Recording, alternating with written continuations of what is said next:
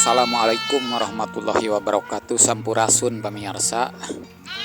Konten kali ini saya menjawab pertanyaan yang dilontarkan Ustadz Edi yang ada di Situraja, Sumedang, anggota grup Baraya Saung Tani yang beberapa waktu yang lalu, sudah lama, beberapa tahun ke belakang beli bibitan dari Saung Tani kelas B, kelas A, dan sekarang mah sudah geus teu kahitung deui batina, teuing geus sabaraha kali ngajual. Mimiti we laporan sote. Nah ini pertanyaannya begini, ini domba saya rancung, kemudian bertanduk ya, kemudian garut. Dua-duanya baik pejantan maupun betina adalah garut galur murni asli. Bahkan pejantannya dulu waktu di lapang ratusan juta itu ditawarnya begitu. Asli beternak domba galur murni. Tapi kenapa anaknya telinganya panjang, jadi tidak masuk kriteria ngadaun hiris ya seperti anaknya ini, karena lebih dari 3 cm. Ini kan masih kecil nih anaknya yang riben ini.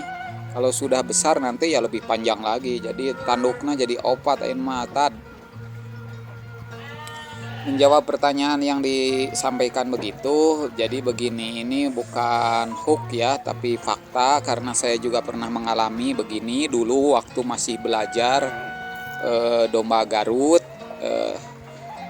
Jadi awal mula bisa begini ini karena disatukan, kata Ustadz Edi, disatukan antara, nih anaknya jadi panjang celina, disatukan antara domba kacang atau docang atau domba sayur atau doyur dalam satu areal kandang atau istilah sapangupukan dengan domba yang lagi bunting. Nah gitu, dengan domba yang lagi bunting. Jadi walaupun pejantannya galur murni, bahkan yang Ustadz Edi itu harga ratusan juta waktu di lapangnya itu dibeli, dibuat jadi pejantan. Kemudian bibit-bibit juga dari kita dulu yang dikirim ada galur murni asli kelas B, kelas A. Tapi setelah beberapa kemudian kesini, setelah beliau segala diingu, aya eme, aya domba sayur, aya domba kacang, segala brek diingu. Padahal ini domba ini hanya 1 bulan disatukan dengan domba kacang atau docang yang bunting itu ya. Tadinya niatnya menolong, jadi karena tidak ada rekannya, akhirnya domba kacangnya, docang, domba sayurnya disatukan dulu dengan domba di areal koloni yang lagi pada bunting.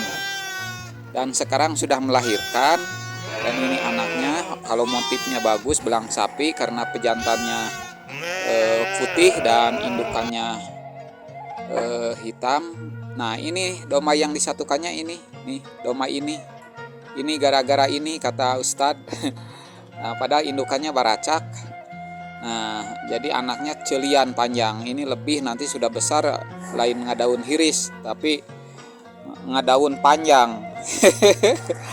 Nah ini disebut oleh orang tua itu istilahnya sapangupukan, seperti domba itu, domba galur murni itu sensitif, kayak kita kalau beternak domba sama seperti beternak ayam petarung, antara ayam sayur, ayam lisung dengan ayam Bangkok ya, jangan disatukan kan begitu.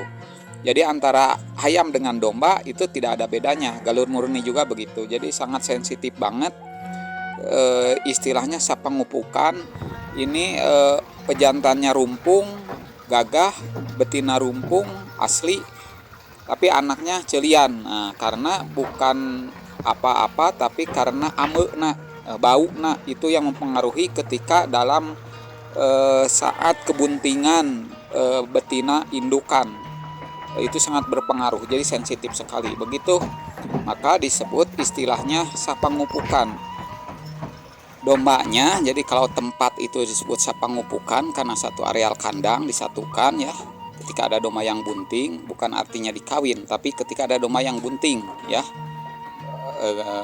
disatukan dengan docang atau doyur, itu pengaruhnya sangat sensitif. Ada yang seperti tadi, bahkan ada yang lebih panjang dari itu seperti pengalaman saya dulu gitu. Makanya hasilnya anaknya disebut Doma Semor kalau di sini. Jadi bukan Doma Garut asli lagi, tapi Doma campuran. Nanti karakteristiknya baik fisik maupun nalurinya tidak lagi seperti galur murni ya. Tidak seperti galur murni gimana? Kalau galur murni itu kan seorang fighter, petarung sejati ya. Jadi agresivitasnya tinggi. Nah, Doma Semor mah, Doma Semor, Doma campuran, walaupun telinganya rumpung atau sedikit rumpung, agak panjang sedikit, disatukan jantan itu ya adem ayem aja, tidak mau bertarung, tadi aradu, karena naluri bertarungnya sudah campur dengan Doma yang biasa untuk pedaging. Begitu pemirsa. Jadi bagi mereka yang yang masih ingin cita-cita dan angan-angannya tinggi, ingin menghasilkan Doma Garut galur murni asli, kalau satu areal kandang masih banyak Doma sayur, Doma kacang, docang, doyur, ya nggak bakalan bener. Jadi kunci saya sudah berkali-kali disampaikan, pejantan dan betina harus bagus. Jangankan dikawinkan ke domba yang jelek, dikawinkan antara domba bagus dan domba bagus juga kadang-kadang anaknya jelek.